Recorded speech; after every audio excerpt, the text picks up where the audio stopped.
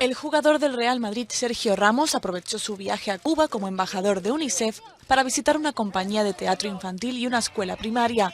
Ramos es el tercer crack del fútbol que visita la isla comunista este año, que recibió antes al brasileño Pelé y también al español Raúl González. El jugador fue acogido por una fiesta en el colegio Bozintán.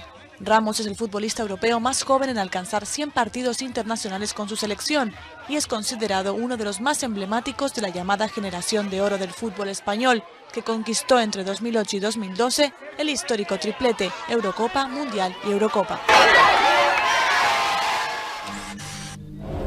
Regresamos a que prohibido callarse los cambios en Cuba. En Cuba no va a haber cambio hasta que nosotros los cubanos no cambiemos, lo decía al principio del programa. Que no hay nadie que nos pueda dar la libertad a nosotros si nosotros mismos no empezamos a aprender a vivir en libertad y a ejercitar esa libertad. Tenemos dos personas que lo han hecho desde hace muchísimo tiempo aquí en Miami. Julio Schilling, un querido amigo, analista político internacional que nos ha acompañado en diferentes ocasiones a entender un poco más la situación de Cuba. Y desde Cuba nos acompaña otro muy querido amigo, respetado, admirado, Manuel Cuesta Morúa, del Arco Progresista. Manuel también aprendió a vivir en libertad y pagando el costo que eso implica desde la década de los 80. No le preguntó a Raúl Castro qué va a hacer, ni tampoco le preguntó a Estados Unidos qué va a hacer. Hizo él, y así han hecho innumerables cubanos a través de la historia. Pero sin lugar a duda la geografía califica. Y cualquier cosa que haga Estados Unidos tiene que ser evaluada en el contexto de las relaciones históricas que han tenido ambos países y que van a continuar teniendo en el futuro.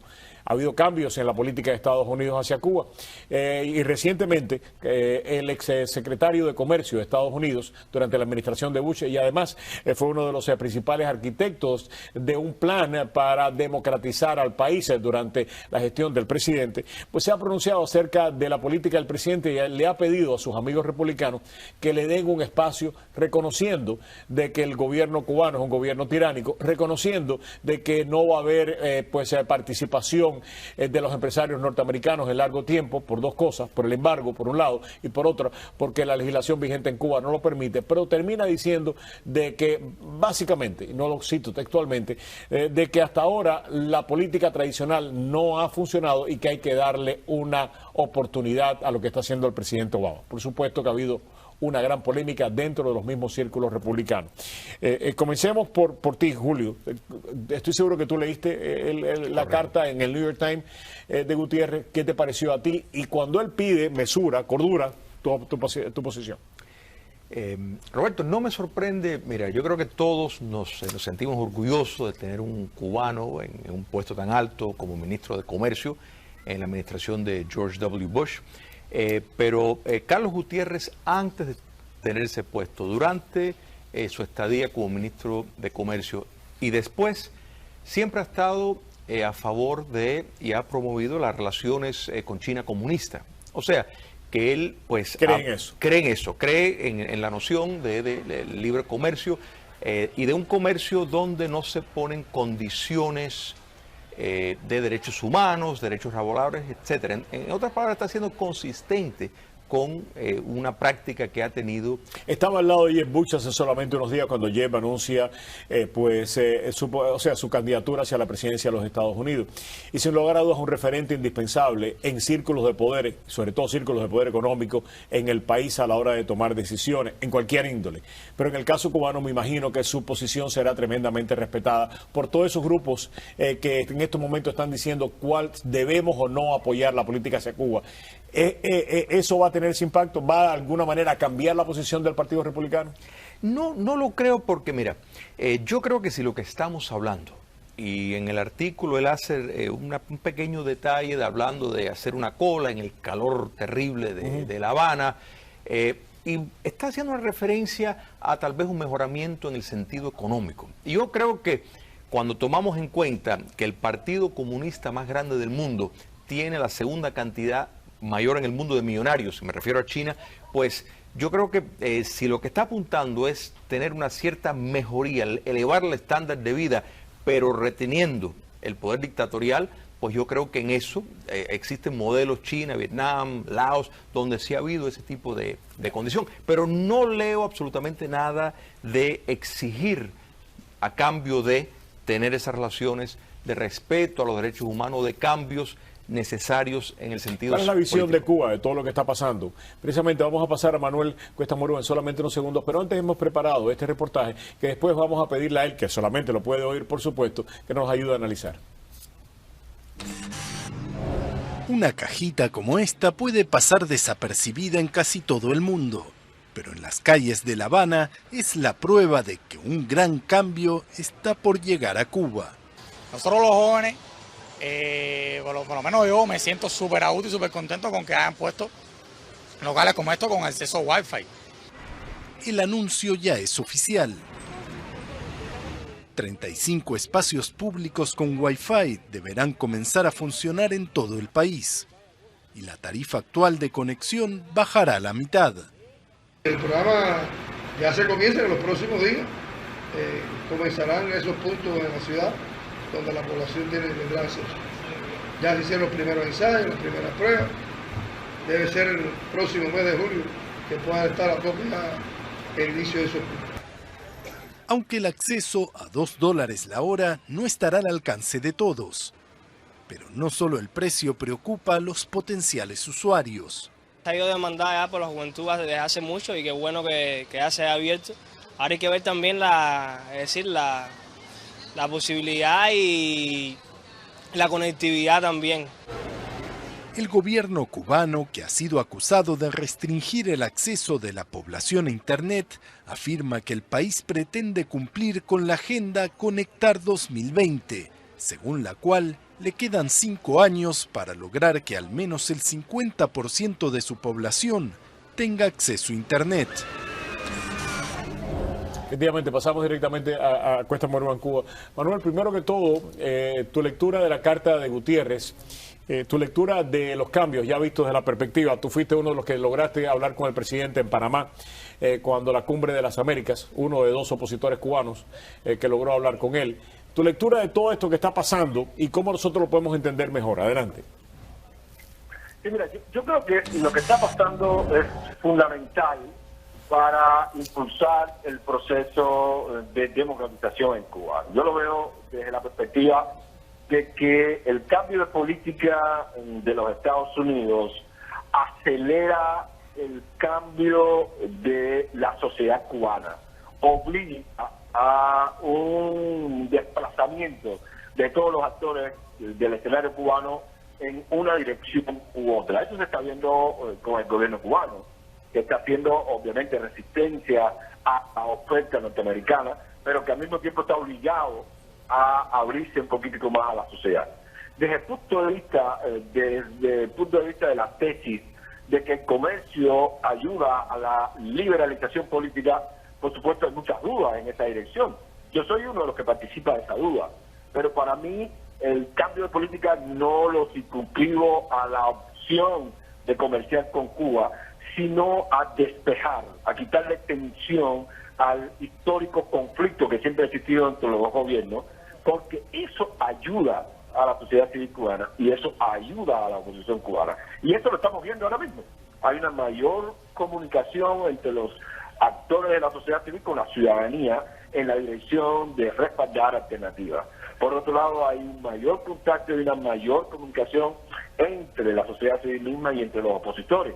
Recientemente nos hemos movido de alguna manera a buscar una propuesta de unidad entre la oposición en Cuba y la oposición en la diáspora para presentar una agenda concreta y viable de cambio político. Y en ese sentido creo que el cambio de política de los norteamericanos, que no va a traer la democracia por sí mismo, no creo tampoco que el comercio liberaliza la política por sí misma, pero sí creo que este cambio de política ayuda a quitarle presión al conflicto, distensiona esas viejas relaciones y permite que la gente vea la posibilidad de cambio en un nuevo escenario y con un nuevo enfoque. En esa dirección yo creo que ha sido positivo para nosotros, independientemente de que no está llenando de inmediato los estómagos de la sociedad cubana. Esto tiene otros matices, por supuesto, pero sí creo que desde el punto de vista político habría que saludar el cambio en la posición norteamericana hacia el gobierno cubano, porque eso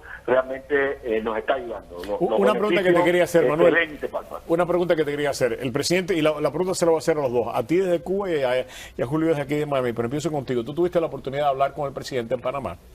El presidente estuvo aquí recientemente en Miami, fue a la ermita de la Caridad del Cobre, y cuando el párroco de la ermita, el padre Rumin, lo conversa con él, casi le exige una declaración, ¿no? Y le dice, en Cuba no es suficiente que se hable con Cuba, hay que abordar el tema de los derechos humanos. Y la libertad no viene solamente a través de las cuestiones económicas, más o menos. El presidente se viene y le dice, en mi agenda siempre estará, en mis relaciones con Cuba, en mi agenda, siempre va a estar en primer lugar el tema de los derechos humanos y la libertad del pueblo cubano. Ese es un compromiso. Hay personas aquí que no lo creen, que creen que el presidente realmente lo que está es haciéndole concesiones a Castro por motivos ideológicos o porque está ensimismado con la figura del castrismo. ¿Tu opinión? No, ¿Tú lo crees? No, yo creo que es... No, yo sí creo que hay un compromiso serio y fundamental del presidente norteamericano con el tema de los derechos humanos y la democratización de Cuba. Eso incluso hasta por razones estratégicas para los Estados Unidos y también por razones culturales. Eso está en el ADN de los Estados Unidos. Los Estados Unidos, a diferencia probablemente de Europa, no puede adelantar ninguna estrategia política sin por lo menos tocar el tema de los derechos humanos. Otra cosa es que logre efectivamente influir para que los países donde se violan los derechos humanos y no se respeta la democracia, pues mejoren y evolucionen. Pero ya eso se le va de las manos al presidente de los Estados Unidos. Es una cuestión, en el caso de Cuba, de los cubanos.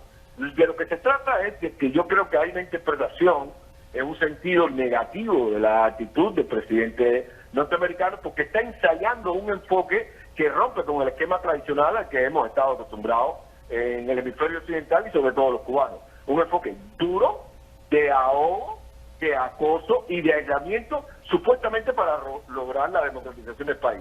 Pero es evidente que un análisis político ya no es un análisis ideológico, eso no ha dado resultados. 55 años eso no dio resultados. Y se supone que hay que tener un enfoque de racionalidad política a la hora de evaluar las políticas. Creo que los Estados Unidos han evaluado las políticas hasta ahora y se dieron cuenta de que por ahí no iba el proceso de democratización. Se ensaya otro enfoque, pero un enfoque que depende de que los cubanos tomemos la rienda del asunto. La pregunta es si el cambio de política facilita que los cubanos tomemos la rienda del asunto o no lo facilita. Yo creo que sí lo facilita, como se está viendo en los últimos meses. Ya, déjame escuchar la opinión de Julio, que te estaba escuchando aquí. Adelante, Julio. No, adelante. Manuel menciona que esta política va a impactar a la sociedad cubana. Concuerdo en ese aspecto, pero el ángulo que yo presento va a ser diferente. Yo creo que estamos en acuerdo que en Cuba hay un descontento con el sistema. Yo creo que eso se entiende. Lo que esto puede impactar es a amansar a la sociedad cubana, en el sentido que a la vez que hay determinadas mejorías económicas, a la vez que el pueblo tiene determinado espacio en el ámbito material, pues entonces sirve para domesticar exigencias políticas, y lo estamos viendo de nuevo, y hay que siempre mirar qué es lo que ha pasado en la sociedad china, en la sociedad vietnamita, donde el pueblo en efecto lo acepta porque sin lugar a duda económicamente están mejor de como estaban antes. La discusión es, a mi juicio apasionante, lo vamos a continuar, ¿no? Yo quiero decir algo, lo he dicho en más de una ocasión. Yo creo que el régimen de Raúl Castro claudicó ante los Estados Unidos. No le voy a dar esa victoria a Raúl Castro, que creo que no se merece, de que el gobierno de los Estados Unidos le ha entregado todo a él y que se rindió ante él. El discurso, uno de los discursos más abyectos ante Estados Unidos que yo he escuchado, punto, lo hizo Raúl Castro en Panamá cuando le pide perdón a Obama y cuando exime de toda responsabilidad a Obama.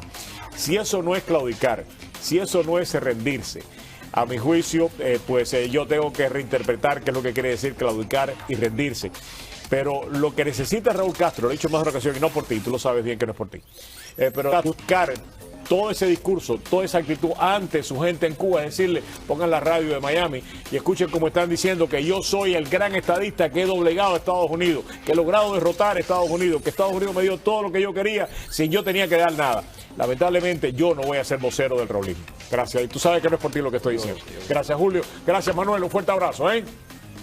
Un fuerte abrazo y gracias por la invitación y un saludo a Julio. Gracias. Regresamos aquí en Prohibido Callarse.